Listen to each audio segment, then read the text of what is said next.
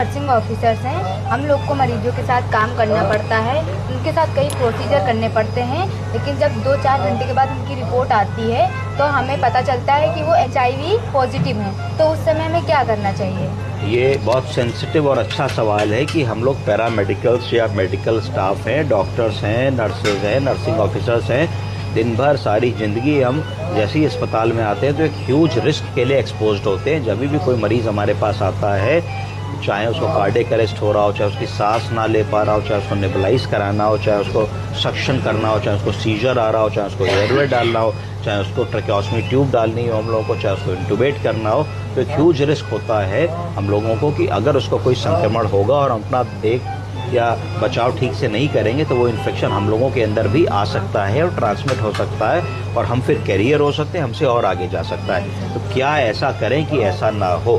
तो मैडम का क्वेश्चन था कि अगर कोई मरीज़ इमरजेंसी में आए जिसको मैंने हैंडल किया और जब हमने सैम्पलिंग करी तो पता लगा वो HIV पॉजिटिव है, मैंने इस दौरान उसका सक्शन भी किया, मैंने इस दौरान उसको कैथेटर भी डाला, मैंने इस दौरान उसको वीगो भी डाला, मैंने उस दौरान उसको नेबुलाइज भी कराया, मैंने उस दौरान उसके बेडसोर की पट्टी भी करी। तो अब आप ये बताइए, मेरा थोड़ा नाखून छिला भी था डॉक्टर साहब, कहीं मुझे तो नहीं हो जाएगी बीमारी?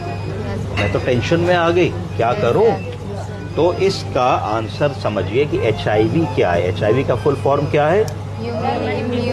Deficiency virus. तो HIV का ये फुल फॉर्म हो गया। ये वायरस है जो अटैक करता है ह्यूमन के इम्यून सिस्टम को, हमारी इम्यूनिटी पे प्रहार करता है। इसका मतलब ये हुआ जो हमारी ताकत है बाहर के इन्फेक्शन से लड़ने की, उसको धीरे धीरे ख़त्म करके कम कर देता है। जब HIV का इन्फेक्शन शरीर में बहुत ज़्यादा मात्रा में पहुंच जाता है और पुराना होने लगता है और बहुत सारा इम्यूनिटी को डिस्ट्रॉय कर चुका होता है, तो उसको फिर कह देते हैं एड्स। क्या कह देते हैं? एड्स। एड्स का फुल फॉर्म क्या है? Acquired immuno deficiency syndrome. ये एड्स का फुल फॉर्म हो गया है ना। तो ये most advanced stage of infection, जब बहुत लास्ट स्टेज आने लगती है तो उसको कहते हैं एड्स हो गया जी, एड्स है ना।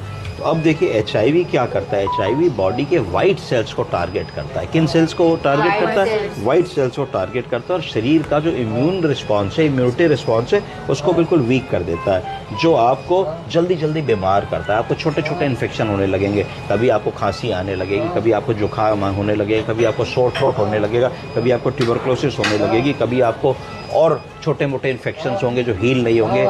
अनएक्सप्लेन्ड बुखार आने लगेगा कि साहब कई महीनों से बुखार है, लेथार्जिक है, कमज़ोर है, वीक है, ये सारी बातें होने लगेगी।